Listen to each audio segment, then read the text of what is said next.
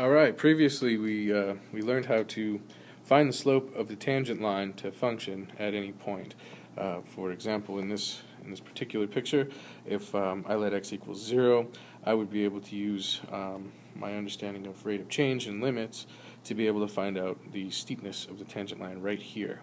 But instead of doing that one point at a time, there should be a way that we can find a function that will give us the slope of the tangent line for any of the points along this curve.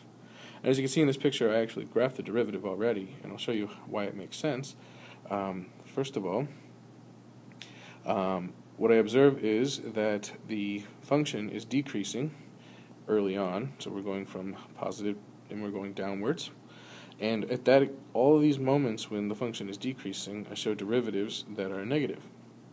Not only that, but these are very steep, and these are very not so steep, and so these are large sloping, representing large slopes, and these are representing small slopes.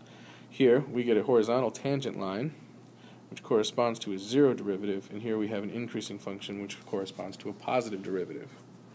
Moreover, with this graph, with the technology, I asked Desmos to actually make the derivative without me even knowing what the equation was.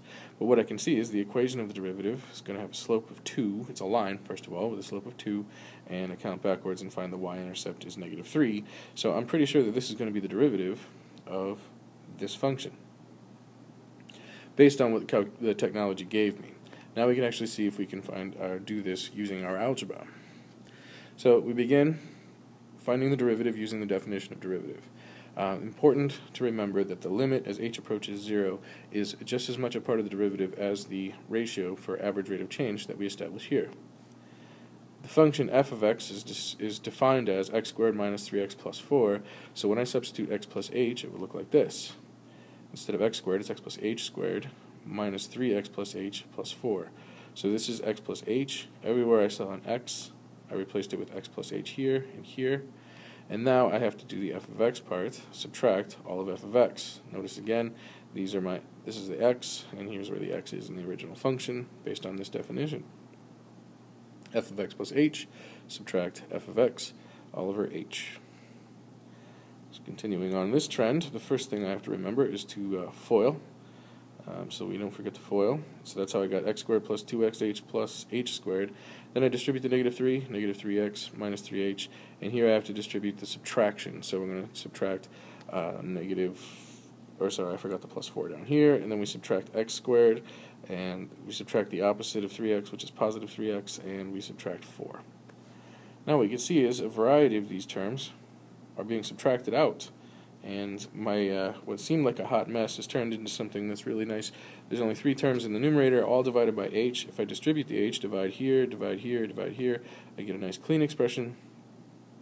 And now I let h approach 0, and as h approaches 0, that middle term is insignificant, and thus the function approaches 2x minus 3. So this will give me the the slope of the tangent line for any value of x. If x equals 5, then the slope of the tangent line when x equals 5 will be 10 minus 3, or 7.